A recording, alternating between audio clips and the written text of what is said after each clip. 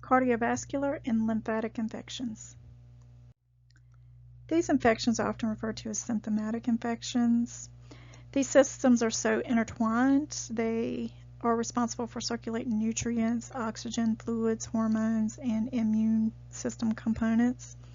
The infectious agents in the cardiovascular and lymphatic system can be spread throughout the body just because these systems do run throughout the body. Although many of the infections start off as localized infections, they can potentially progress to a systemic type infection where they spread throughout the body. So cardiovascular system includes the heart and the blood vessels. And of course our blood is responsible for transporting various things throughout the body, and the heart is responsible for pumping that blood throughout the body. So the lymphatic system contains lymph and lymphatic vessels. So the lymph is the plasma that kind of diffuses around into the tissue through the capillaries, which helps to do that exchange of different things throughout that tissue, like hormones or inflammation. And then that lymph goes back into those vessels, which then is circulated back into the venous blood supply. So when we talk about a systemic bacterial infection, we talk about an infection that the bacteria has reached a point of entering into the circulatory or lymphatic system. And so it can spread from a site that was previously just localized to go throughout the body. So you can see this a lot of times with catheter or intravenous lines or different flea or bug bites. Bacteremia is when you actually have the bacteria circulating throughout the blood.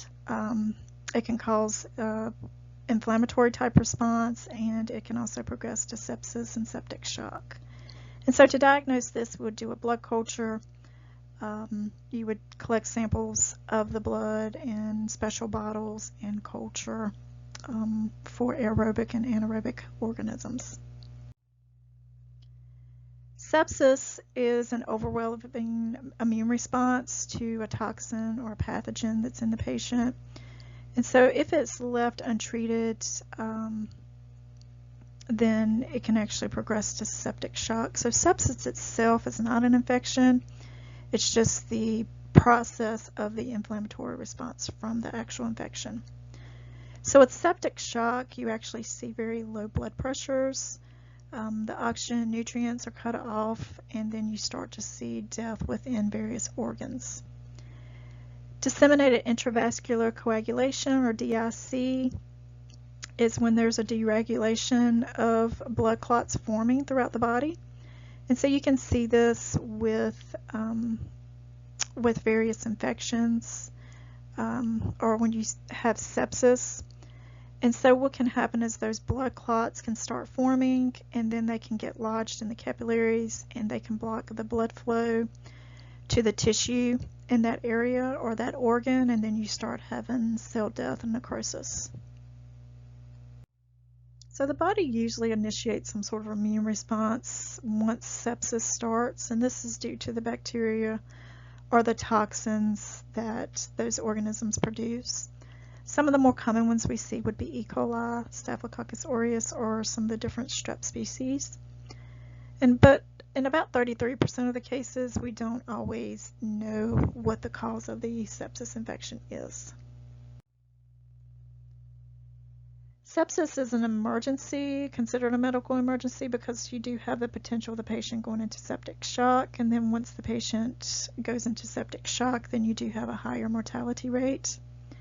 So patients that are at risk for developing sepsis would be patients that have chronic health issues, immunocompromised, or patients that have had a recent surgery.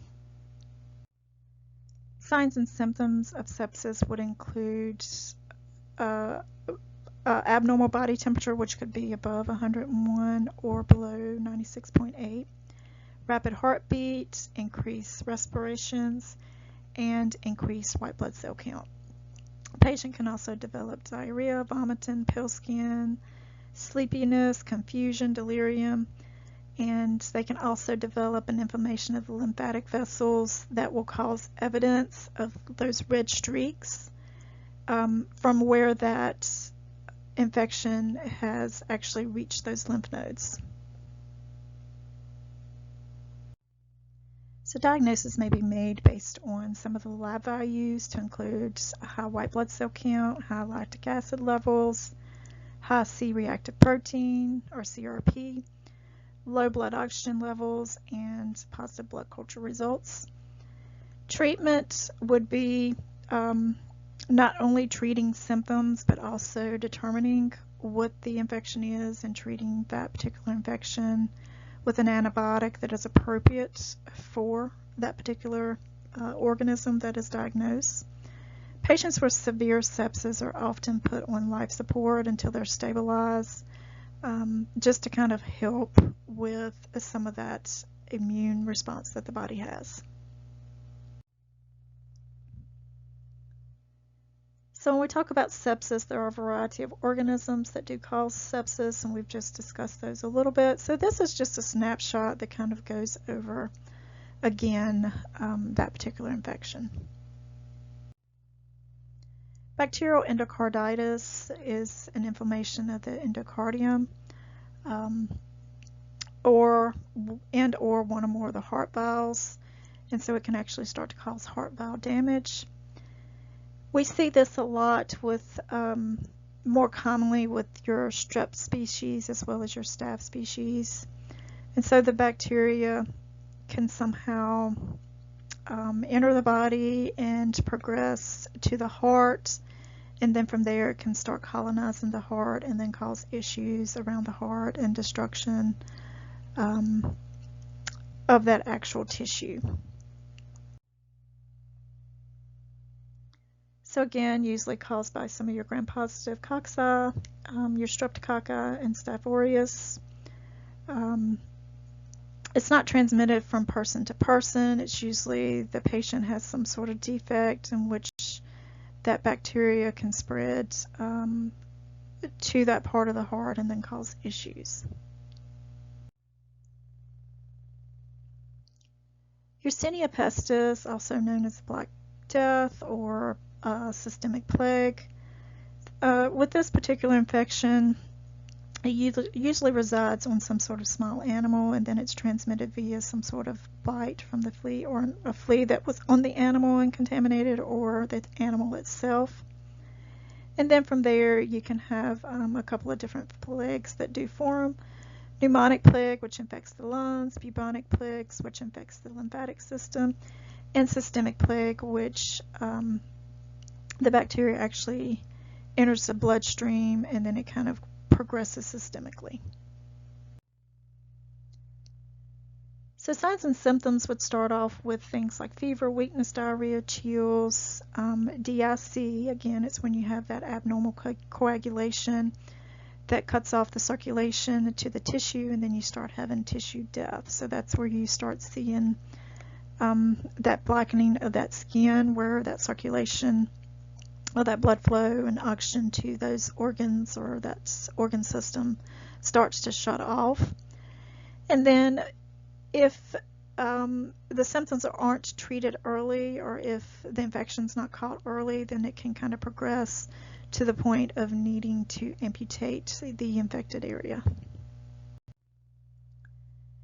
Tartlemia, which is caused by Francisella, which is a gram-negative coccobacilli.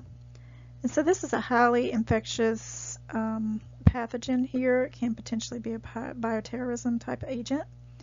And it's transmitted through the handling of the infected animal or the carcass.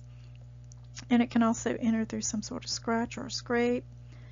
And with this particular infection, you have an ulcerated type area, as well as you have headache, fever, chills, nausea, vomiting, weakness. And it can actually start to infect the lymph nodes near the infected site. If this infection is not treated, then there is a high mortality rate. Diagnosis is based on the signs and symptoms, and the appearance of the lesion, as well as a history of some sort of insect or animal bite.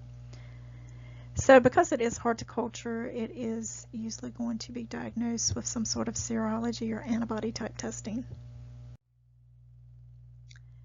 Vector-borne systemic infections. This would be something like Lyme's disease, Rocky Mountain spotted fever, archaeolosis, and anaplasmosis. So with Lyme's disease, that is caused by Borrelia or gram-negative spirochete, and then you get that characteristic bullseye rash. Rocky Mountain spotted fever caused by rickettsia.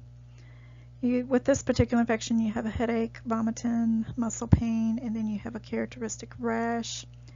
And of course, a history of being bitten by a tick would help with this diagnosis.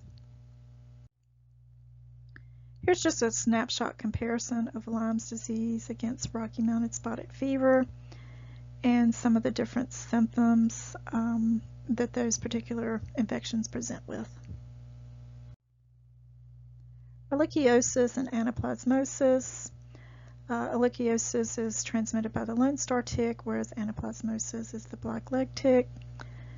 And again, with both of these, they do have very similar symptoms as far as fever, chills, headache, weakness, being tired. And they're typically, they sometimes can have a rash that is very similar to Rocky Mountain spotted fever. There are a few viral infections that we're going to take a look at: dengue fever, yellow fever, Zika, Ebola, and Epstein-Barr virus, also known as infectious mononucleosis. With dengue fever, this one is transmitted via mosquito bite. We will see symptoms of fever, body aches, rash, vomiting, nausea, and then severe symptoms can include abdominal pain, bleeding from the nose and mouth. And so this is when it's reached a hemorrhagic type stage. With this particular infection, it can be diagnosed with a positive blood test where you're actually looking for the viral RNA. This particular infection is going to be treated with supportive therapy and making sure the patient stays hydrated. To diagnose dengue fever, you can do the tourniquet test, and so this is when they use a blood pressure cuff applied to the forearm for 5 minutes, and then once they release that, they're looking for the presence of a red patchy rash, and this is because the capillaries have started to leak from that pressure. Yellow fever. With yellow fever, it is usually transmitted with a mosquito bite. Again, you still see some of those flu-like symptoms with this particular infection, as well as back pain, high fever. It can affect the kidneys and go into renal failure, shock, and various organ failure. This particular infection could be diagnosed looking for the various antigens or antibodies within the patient's blood. Zika, again, transmitted by mosquito bites or through various body fluids, sexual contact. Presents with a sudden fever, rash, joint pain, can present with an eye infection. And if it is a severe infection, it can progress to Guillain-Barré syndrome. This virus can also cross the placenta and can cause problems with within the fetus. Ebola, also known as hemorrhagic fever. So this one presents with flu-like symptoms that will progress to a rash and then starts into severe bleeding. And then it can cause death due to shock. The Ebola virus itself begins to infect the macrophages, and then it can spread to other tissue, and then it can actually start causing internal bleeding. So diagnosis is very difficult because the symptoms do match so many other infections. So making sure to identify that this particular virus as the cause very early is important, because you may need to provide some sort of supportive care to prevent any sort of shock from happening. Mononucleosis, which is caused by the Epstein-Barr virus, and most of us are familiar with this already, because a lot of people like to term this the kissing disease, because it is usually passed from person to person through contaminated saliva or other bodily fluids. So the virus itself will enter the tonsils, and then it will just kind of spread throughout there. And so a lot of patients will have a severe sore throat and enlarged lymph nodes. It can progress to actually causing problems within the spleen, and sometimes a rash can develop as well. One complication that we do see from Epstein-Barr infections is that it has been linked to Burkitt's lymphoma. So with Burkitt's lymphoma, it's where you actually have a cancer of the lymphatic system. It's very rare to be linked with Epstein-Barr virus, but it has been linked to Epstein-Barr virus, so that's why we are mentioning it here. So retroviral infections can result in immunodeficiency or lymphoma. So what the retrovirus actually does is it will use reverse transcriptase to actually convert RNA into DNA. So what it will do is actually permanently embed itself or its genetic material inside the host cell's genome, and this will start to form a provirus. So basically the virus exists inside of the cell without actually destroying the cell. So it's usually transmitted through some sort of sexual contact, blood, or through some sort of intrauterine infection, or through some sort of a T helper cell type of infection. So what we more commonly see in humans would be an HIV or HTLV. So with HIV infections, there are several co-infections or disease state pathogens that we can see that will be associated with HIV.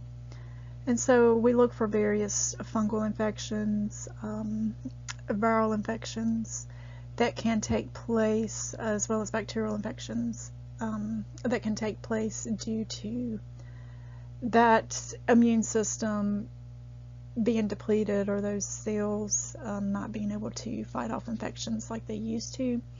And so that whole immune system has been attacked, and so it makes these patients more susceptible to some of these other infections that we see. So here we just have a snapshot comparing HIV and HTLV. Again, affecting the immune system, where they kind of embed themselves into the patient's cell genome, and which helps them to evade any sort of immune response from the patient. Some of the systemic fungal infections that we see are primarily going to be caused by Candida albicans. And of course, it's an opportunistic type of fungal infection, and that particular yeast will just kind of invade different areas of the body. We typically find it abundantly throughout the body, the skin, the GI tract, the vaginal area. And so when you start having a high usage of antibiotics, then you kind of start disrupting that normal microbial balance, and it allows that yeast to actually start to proliferate and expand and grow in places that it really shouldn't be in. It starts to kind of outnumber the other normal flora, and then it can also start to progress to the point where it actually invades the blood system. So here again we have a snapshot. Once it reaches the blood system, you can start seeing symptoms of like fever, chills, just normal symptoms of infection. And then it can progress to the point where it can actually cause sepsis and shock. So to diagnose it, you're going to probably do a culture, blood culture, with a Candida infection, once it infects the blood, actually any infection that infects the blood, if you make a blood smear to review, to do like a cell count, a white blood cell count, or to look at the morphology of the cells, occasionally we can see yeast or bacteria on a blood smear. And so when you're doing a blood count, you might actually note that you see an organism, and because of the particular stain, we can't always tell what it is. We just know that something's present. Organisms are seen. Sometimes you can see the white blood cells actually engulfing and eating these organisms. So there are a couple of protozoa type of infections. So more commonly what we know or refer to would be malaria. And so we don't see malaria a lot in the United States, but we do occasionally see it in the more southern parts of the United States. A lot of cases that you see are from people who have traveled to areas that that do have malaria, so they kind of bring it back into the States. So most commonly what we're going to encounter will be Plasmodium falciparum and Plasmodium vivax. Again, they're transmitted through usually mosquito bites, and if people are going to be traveling to an area where they know that it is a malaria endemic area, then they can be treated prophylactically with doxycycline while they're there. There are a few treatments that once a patient is diagnosed that they can have, like chloroquine, to help actually fight that infection. So here are just a snapshot of some of the infections that are systemic. So some of these we've discussed in other chapters. Obviously, if it infects one area and it has the capability of moving to other areas, infecting other areas, they can become systemic. And so some of these we have discussed in other units, but here just kind of lays them out of some of the ones that can become systemic infections once they're introduced in the cardiovascular, blood system, or lymphatic system.